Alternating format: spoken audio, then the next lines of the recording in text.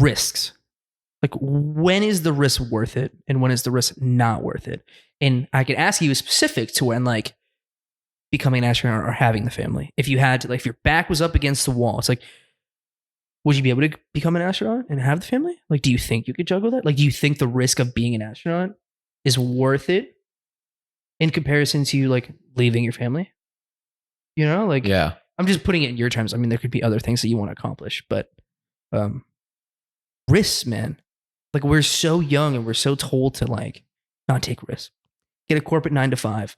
It'll give you a 401k. It'll give you benefits. It'll give you everything you need in order to survive. And when you retire, you'll have money. Mm-hmm. It's like, dude, we're just floating around on this fucking rock in the middle of the Milky Way, in the middle of the galaxy. Like, we don't matter. We don't. Who gives a fuck? Like, okay, like, let's say the whole visual doesn't work out. Let's say you don't become an astronaut. Okay. Well, you have a degree to fall back on, right? Yeah. Right? Okay, I can just go get a job at, like, fucking Walmart and I'll figure it out, right? No, I'm serious. Like, why is it that when we take risks, example, like, in your terms, is like, you said you told your family you wanted to be this, but now you want to be this. And now it's looked at like, oh, well, he's like, doesn't want to be this anymore. So he's taking the risk to, like, or he's settling, you know? I don't know, man. I think, like, why not take the risk now? You know? Yeah. What's a risk you feel like you've taken that you were, like, kind of at, like, a crossroad where one could leave you this way, one could leave it that way? Something that would be, you know, I don't know, maybe didn't change your life, but like quitting Publix, that's a huge fucking risk, you know? Yeah. I know I'm gonna put you on the spot. Yeah, and also I'm the least risky person ever. And that's how we're taught. That's how we're raised, is to, like, the less risk, the better. Because we are, our humankind is scared of the fear, like, unknown. The fear of unknown is, like, the number one. It's not really, death is inevitable, right? Like, it comes along with living, right? But not knowing is the craziest fucking thing. But, like, am I supposed to have it figured out at 23? Right? Yeah. Like, is there not unknown for the rest of my life? Like, why not leap? Yeah, I feel like if I ever had an opportunity to take a risk, I, like you said, went the other way. Like, I mean, when I graduated high school, I went to college local. If I had an opportunity to move out or live in a dorm, I moved in with family. Those are probably the biggest two. Like, if I had, like, opportunity to travel outside the country, I mean, other than mission trips, I took those. But, like, my dad offered, he was like, "Hey, do you want to, like, just go to Europe, backpack around there for a year, just hang out?" I was like, "I'm all right." And so, I mean, in terms of those risks, I feel like I was like, let me stay where I'm comfortable. Mm-hmm. Yeah, that's interesting. We're, like, complete opposites. Like, if someone was like, "Hey, Kyle, let's," I feel like I'm more different now. I feel like if somebody were to come up, like, I'm half Jewish. Let's go Jews. I'm allowed to take my birthright to Israel.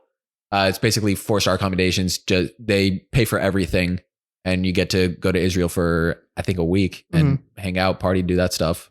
I would do that right away. I'm waiting for my cousins to be old enough so that I could go with them, because they're fun people. Yeah. Yeah. Interesting. We see risk as different in our lives. I can tell. Mm-hmm. But also your interests lie within, like I said, like, becoming an astronaut. For example, let's say that's also part of the reason why I decided to take, or, like, have such a bold idea of becoming an astronaut, because I feel like in terms of risk, that's probably the craziest thing I could do. Yeah. Yeah. In today's world. Yeah, for sure. It's definitely a rigorous and mental leap, in a sense, right? Like, you have to be functioning at, like, your highest potential in order to become something like that. Mm-hmm. You know? Yeah, man. I don't know. I've never been afraid of risk. I don't know if it's, like, I didn't go to college. I just feel like if I went to college, I would just be miserable. You know, I'm thinking about it now. The things that I talked about, you basically took the opposite decision. You went to school on the other side of the state. Then you moved to North Carolina, dropped out of school. Yeah. Then the soonest opportunity that you felt like I need to get out of Publix, you took that and just dropped. So Yeah. I mean, in terms of the fork that you were talking about, I would definitely say I went one way and you would go the other. Yeah, but you see, the thing is, like, it's and not to like shit on what you're doing, because you're doing great things and you plan on being super successful, but it's like you are taking the safe road in a sense. Yeah. You know, like there is no, like nothing has really put you out of your comfort zone.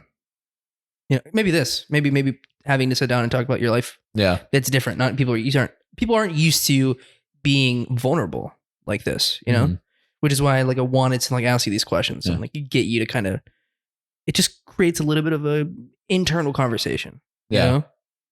And you're right. We have taken two different paths where it's like, yeah, I'm not afraid to just say, fuck it. Like what's the worst that happens? Right. Yeah. What's all right. Holsten Visual doesn't work out. All right.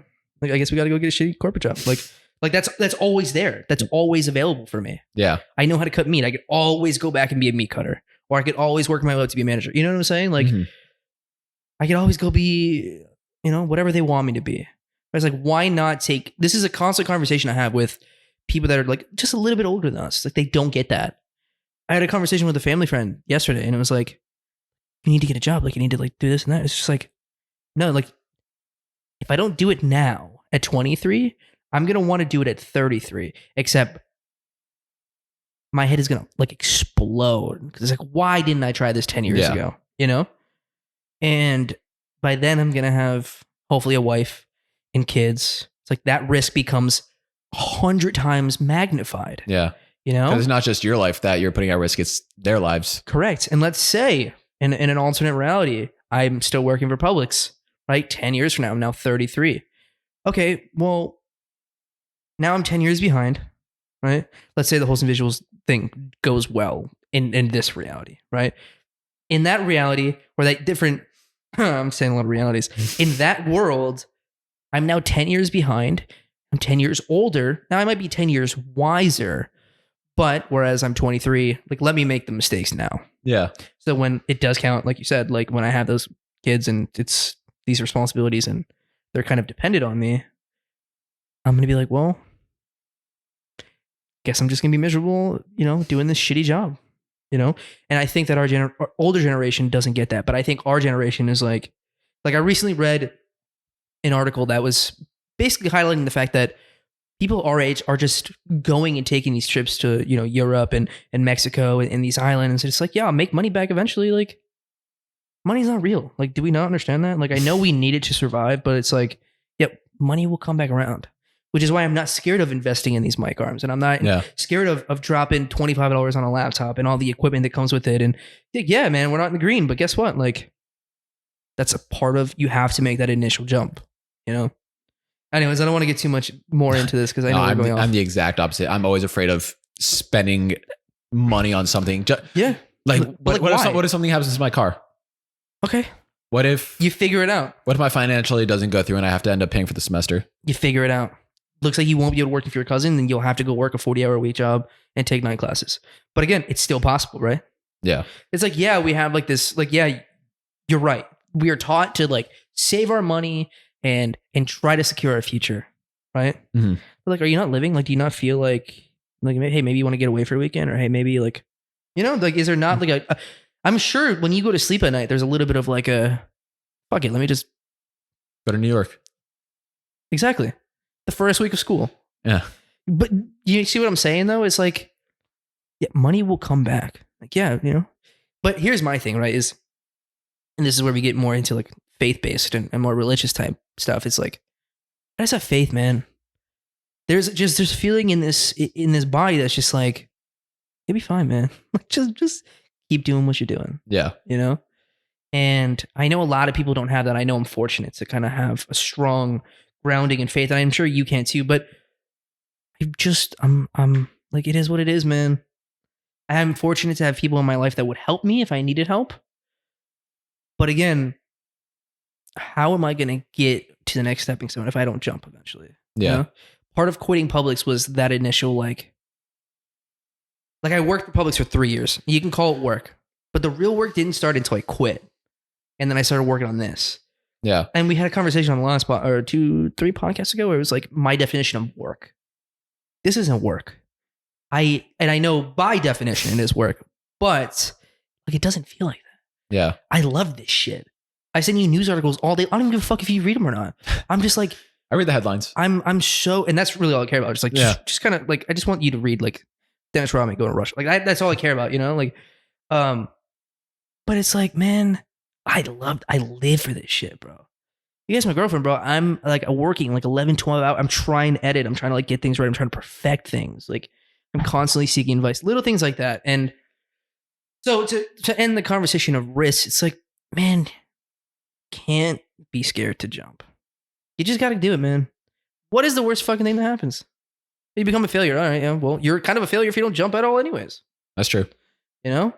And I know for you, it's like, fuck is this guy talking? Like, you know what I'm saying? Like this college dropout who kind of passed English in his first year, right? Doesn't make any sense. But like in 10 years, I'm going to look back and be like, fuck yeah. Proved everybody wrong. Yeah. My dad doesn't get it. My grandparents don't get it. But I'll tell you what, man, I get it. And that's all that matters. They'll get it when you stick them in a nursing home.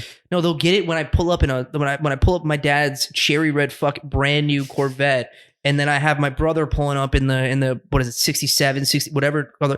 Then he'll be like, oh shit, like, all right. When I buy my grandparents or pay my grandparents' mortgage off, that's when it's gonna be like, oh shit, all right. Shit's serious now. Yeah. That's the goal, Cam. That's the Holsten visual. That's yeah. But that's the goal, man. It's like be able to take care of those who took care of me. Yeah. And I don't care if you believe in it or not. You know, and it's not like a me versus the world thing. It's just like I can understand why you wouldn't understand why I'm doing what I'm doing, but you will.